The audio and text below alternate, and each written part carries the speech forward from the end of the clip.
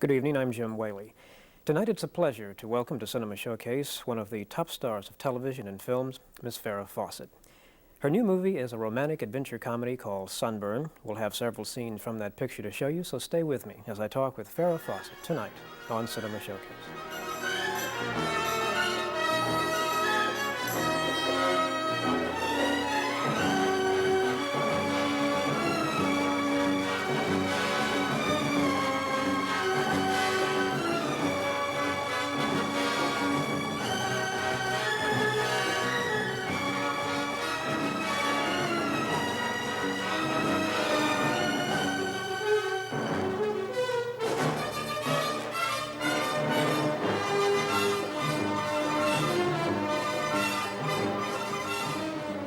Good evening. Thank you very much for joining Cinema Showcase tonight. And right now, join me in welcoming to Atlanta and to the program, Miss Farrah Fawcett. Farrah, thanks for being here. Thank you. Did I describe Sunburn accurately as a romantic adventure comedy? Right. Exactly. What else would you call it? It's a... I think that about sums it up. I think if I had to describe it to somebody, I would say that it's fun and it's entertaining. I think you leave there in a good mood because you've just been entertained for an hour and a half. Mm-hmm. Well, you know, several years ago with the advent of films like Julia and The Turning Point, they said women's pictures are back. Do you think that's held up?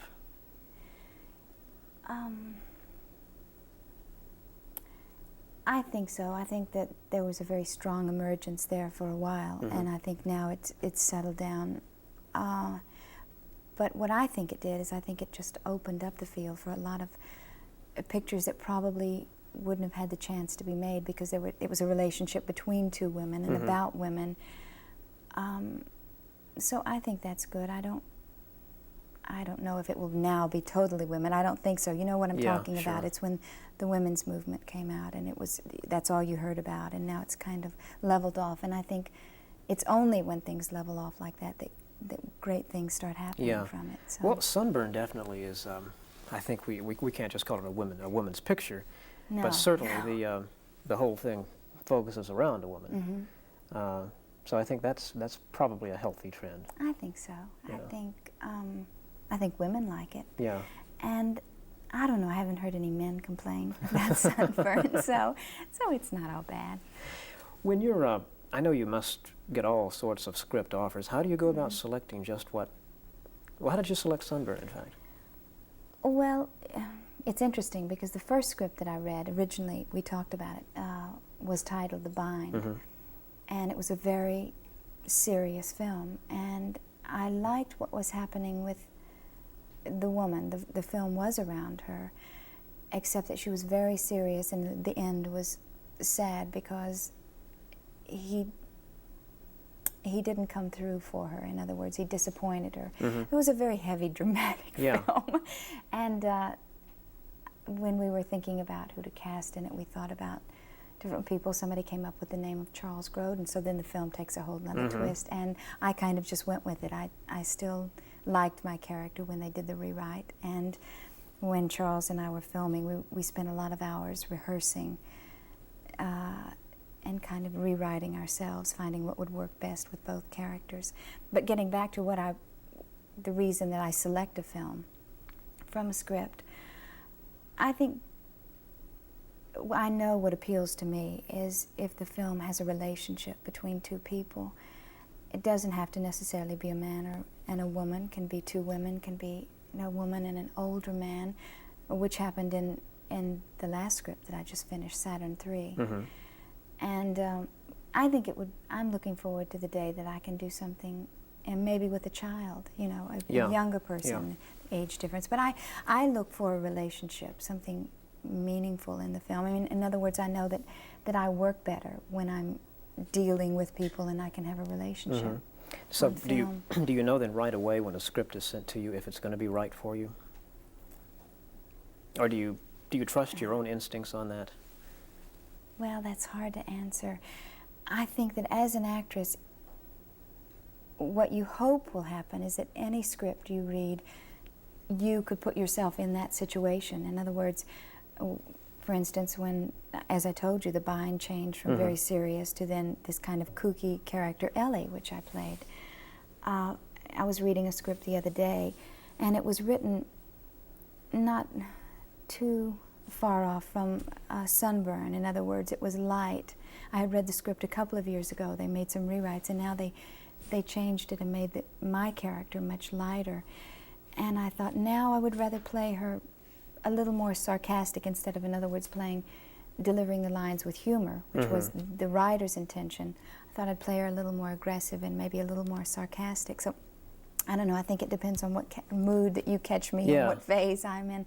But I think as an actor and actress, you read scripts always thinking you could do them, because that's what you're supposed to be able to do as an actress. I think that I'm more comfortable doing lighter roles, comedy. However, Saturn III was a dramatic departure for me, and I feel it's probably the best thing I've done. So I don't know if you're very objective about yourself and if you know what's right for yourself, or even really if I should trust my own instincts, because what's necessarily the easiest thing for me may not be the best thing. It's better to stretch and grow. That gets into the thing of when you're actually in a film. Do you, after a particular take has been completed, do you trust your own instincts to know, gee, that's the best I can do it, or do you trust your director who says, no, Farrah, you can do it better than that? I find that I place a lot of faith in my director. And sometimes I'm right. We'll go in. What happens at the end is he may say, print take 2 and take 4.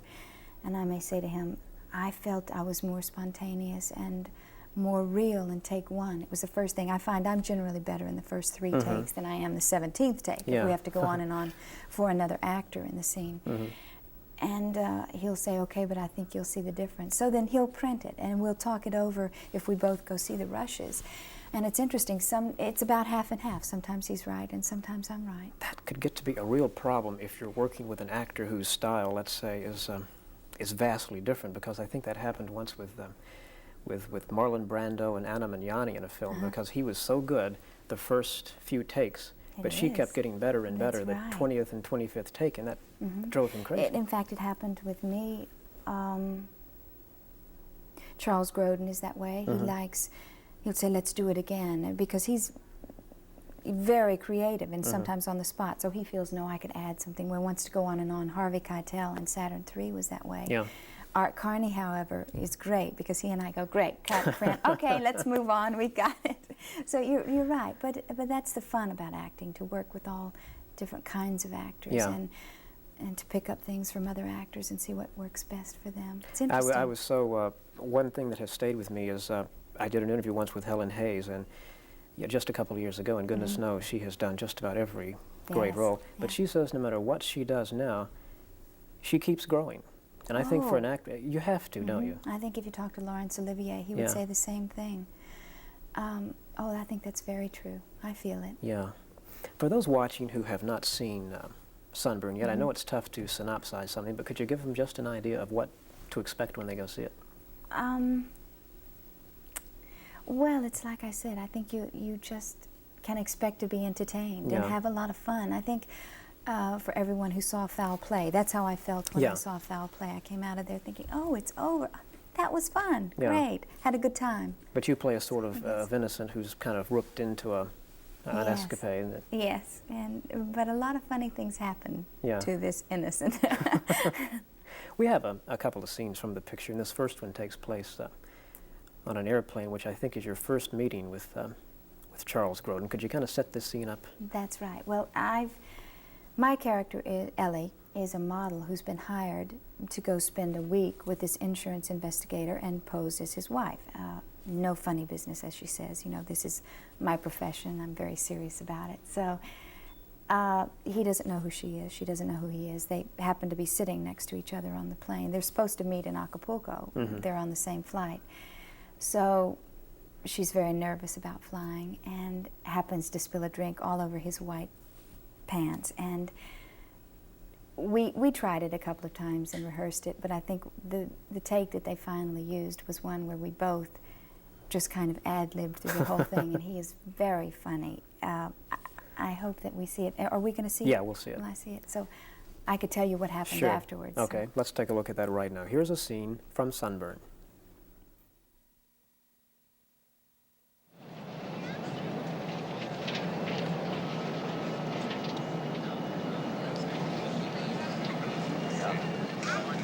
I hate flying, don't you?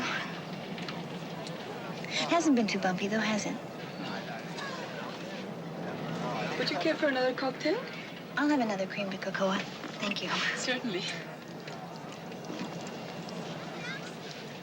Have you ever tried it? The cream de cocoa. No. You should. It's really good. Uh-huh. Here you go. Thank you. Oh, I'll have, yes, nuts. No, only one. Here. Would you like... Oh, gosh. I'm sorry. Boy. Oh, no, That's really... Well, I get it. That's okay. That just doesn't really sorry. show on what. It's all right. Excuse me.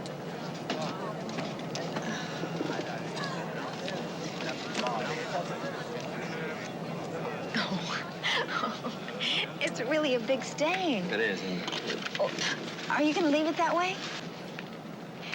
Oh, I'm really sorry. that's all right. Really, that's all right.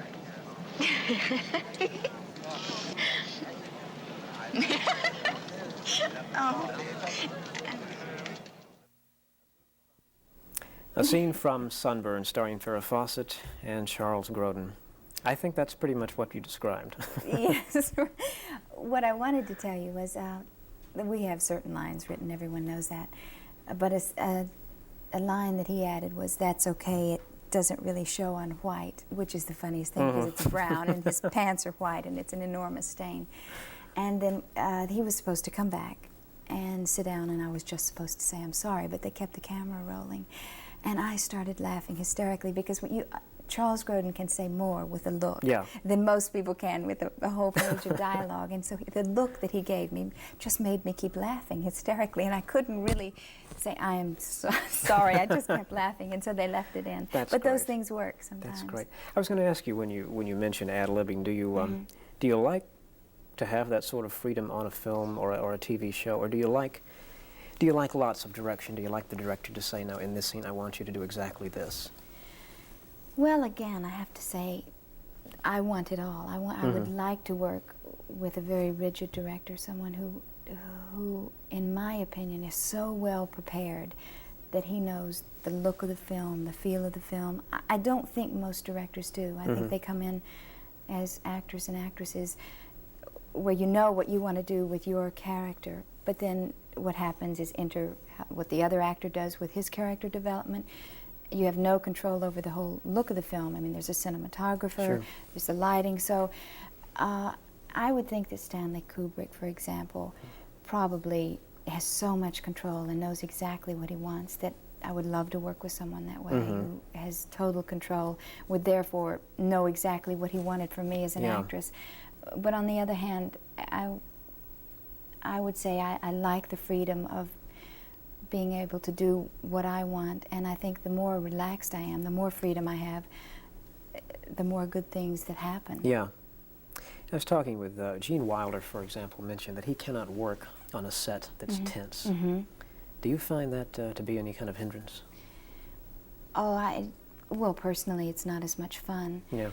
And when things are tense, I mean, ugly things come out of people. I mean, everybody is very nervous and they're worried about the schedule, and if somebody yells, then somebody else yells, and it's just, the whole feeling permeates around you, so it's not as much fun. And I think it goes back to, I think people don't get as relaxed, so therefore their performance is a little more rigid and controlled and not as spontaneous. But I've never worked on a really tense set, so I don't know. It amazes me how actors and actresses could work on a picture for a director who screams and yells at them. That amazes me. I think that I get uncomfortable when somebody screams, say at the wardrobe lady or the wardrobe man because there's a problem with the wardrobe. I just think, oh, everyone realizes the importance here, but sometimes you can't help it. I mean, everybody's on such a time schedule that you get very nervous, but I get uncomfortable personally Yeah. when people are screaming. But I guess when you're working on a project that's costing $8 or $10 million or whatever, there are going to be That's nervous always days. the tension and the pressure that you're Yeah. under. Yes, that's always in the back of everyone's mind. Money. You filmed Sunburn in, I think, one of the most gorgeous places, Acapulco. Was it a fun place to shoot in, or was it? It looked hot, but yet it looked beautiful. It was extremely warm. It was beautiful. I think that everybody was very relaxed for that reason. I mean, you look out and there's sunshine and there's the ocean, and so everybody walks in a good mood starting Yeah. from 5:30 in the morning. But there are problems when it looks that way, and especially Art Carney, who was perspiring so heavily that finally the director said, let's just make that your character, right? I mean, your shirt is Right. always wet and sticking to you, and let's go with it, because you can't stop and dry his wardrobe every 3 minutes. Yeah. There were a couple of scenes where perspiration was just dripping all down our cheeks, and you're so hot you think, I know this can't look good, but you just deal with it. Art Carney is to me a remarkable actor. He now aside from being a very nice man, I've had the pleasure of talking with him a couple of times, but I think a very, very gifted actor whose dramatic talents I don't think have been as fully tapped as even though he won an Oscar for That's Harry and right. Tonto, but I think he could do so much more. I think he could too. I think he's wonderful. I think there's so much that he gives you as an actress. You know, just when you play scenes with him, and I get that feeling too.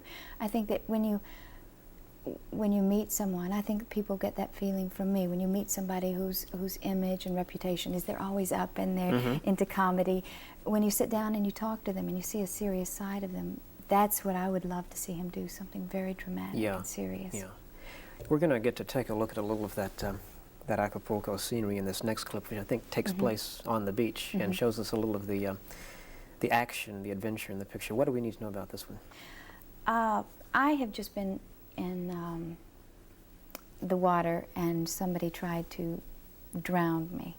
So Charles Grodin meets me at the beach. I'm out of breath, and I think this scene starts where he picks us up walking down the beach, and he's saying, look, you know you're down here just to be my wife. I mean, you're not supposed to be trying to solve the case, and this can get you into trouble. I'll take care of it, which is his character, and I'll be the strong one. And meanwhile, I say to him, that's the guy who did it. And he goes, I'll talk to him. And I don't want him to, because, I mean, look at Charles. He's so kind of sweet, and he's mumbling and stumbling and fumbling. And I realize that this guy's a big guy. Yeah. So he goes over being very aggressive. And I think that now you should see the clip. That's All right. just what happens. Fine. Let's before. take a look at another scene right now from Sunburn. Say you didn't want to bug a phone, I end up not wanting you to bug a phone. I sure don't want you swimming out to any yacht looking for letters, really. I mean, you're being too adventurous. I know you're trying to help, but you're going to get hurt. I didn't bring you down here to get her. Who? The man. That big guy there? Yes.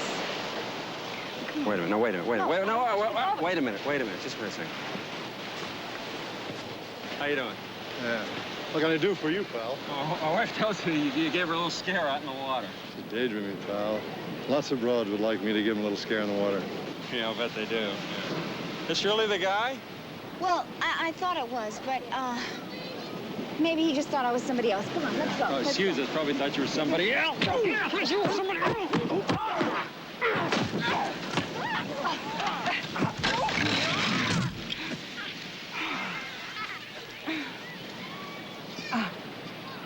Where is he?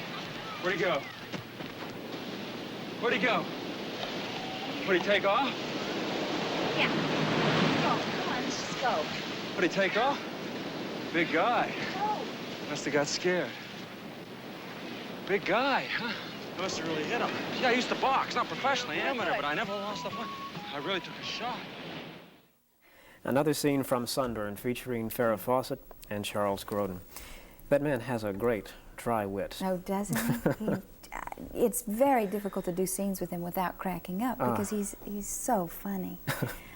That's the kind of thing I was talking. I think that's very representative of the film.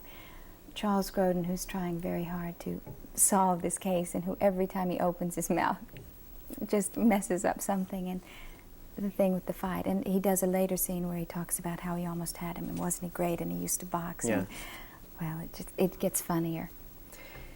What do you when someone comes to you and asks you, do you advise them to, if they want to get into films or television or whatever, what kind of advice do you give them? Because I think I read somewhere that unemployment among actors is still something like 85% or something. Do you advise people to get into the business? Is it an easy business to stay in?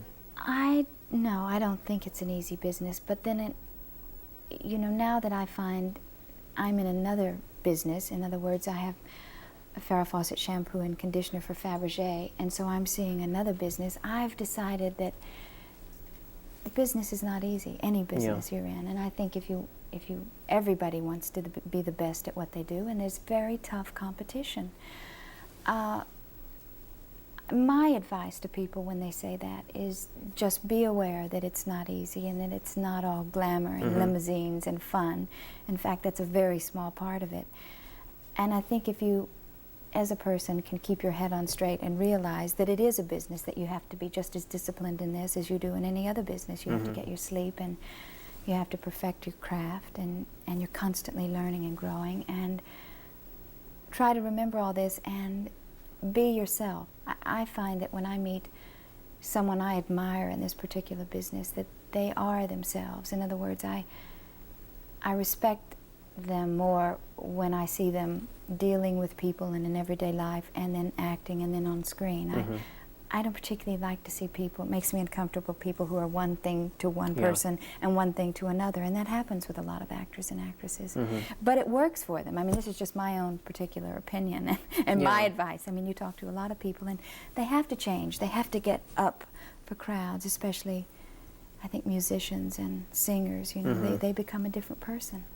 But you don't think acting requires any more diligence than any other profession? Well, no, I think it does. I think that along with the discipline that you have to put in your 14-hour workday, I think then you have to be disciplined in the rest of your life. I mean, maybe you have to watch what you eat and what you drink and how much sleep you get. I think that in other businesses you probably could be a little hungover and fake it. I don't think you can in front of the camera. So that puts an added pressure. Let me ask you what, you made your film debut, I know, in Myra Breckenridge. I like to forget that. I still think that film was maybe a couple of years ahead of its time. Oh, I think so. Perhaps 20 years yes. I talk to people occasionally who liked the film, but there's that very small percentage of people that, in other words, like cult films, films that are ahead of their time, things that are dealing with things that are not as current, in other words, that are a couple of years ahead, like you said. I found that with Somebody Killed Her Husband. There were some people, and I found them to be a more intellectual group that would say, I liked the film, I liked the classical music played in the background, and I recognized that. But you know, I think with Sunburn, we're hitting more of a mass market, things that most people can identify with. I think when you get into these other select films, that's what happens. The critics maybe pan it, and not as many people see it, and only a small group like it. Well, what do you think about with Saturn III? Saturn III, I think, will be more successful than Somebody Killed Her Husband. I don't know about Sunburn because you know that's yet to be proven, but no, I think that will appeal to a more mass audience. What do you follow that with? Well, when I leave here, I will go back to Los Angeles, hopefully, and be able to rest for about a week and a half. September the 1st, I go to Israel to promote Farrah Fawcett shampoo and conditioner. I'll be there for about 10 days. And then I'll go back and do a Charlie's Angels, and then I start another film in October the 15th, called Other than that, Business. you're not busy. Then after that, I do another Charlie's Angels, and other than that, I'll be resting, relaxing, you know, typical life of a movie star. You're talking about the glamour. I mean, I don't think there's anything glamorous about getting up at 5 or 5:30. No. I get up about 4:30, Really? 4:45, because I wake up slowly. I know that Lee can wake up, hits the alarm, jumps out of bed, and feels terrific. I'm the other way around. About 9 or 10 o'clock at night, I come alive. I'm feeling good. So it's difficult for me. Maybe you should consider then going on the stage, because that's an evening type type acting thing. Yeah. Oh, gee.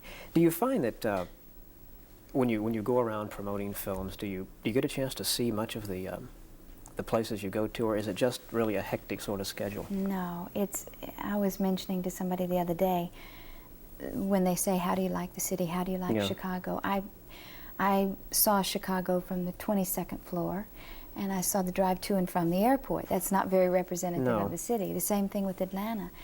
But this afternoon I am going out to the Atlanta Falcons training camp. Great. You know, the complex there. My husband and I actually own a part of that. We were with the corporation that built it, and Rankin and Charlotte Smith are good friends of ours, so Great. I am going to get to see some of Atlanta. Fantastic. We've only got about a minute left. Let me ask you something about the very, very famous Farrah Fawcett poster. When that was done, did you have any idea it would be that incredibly successful? Oh, no. In fact, when they approached me about doing the poster, they said, this is what you have to do. You have to be in a bikini, and we want a very sexy shot, and they gave me all these limitations, and I thought, and directions. I thought, I can't do that. I'll just do it the way I want, and if they like it, fine. If they don't, it doesn't matter to me. So I did it, as you know, in a one-piece bathing suit, and what I consider not really sexy. I mean, I was smiling and leaning back, having a good time, but so that when it did catch on, I still don't know why. No, I think we very could safely surprised. call it sexy. I think we Think could, so? yeah. Well, it is successful, though. Yeah, Farrah, I want to thank you so much for coming by. It's been a pleasure Thank you. I've talking with you. enjoyed it. Great. And come back to Atlanta and see us. I will. Thank you. My thanks to all of you for watching. Until next time, good night.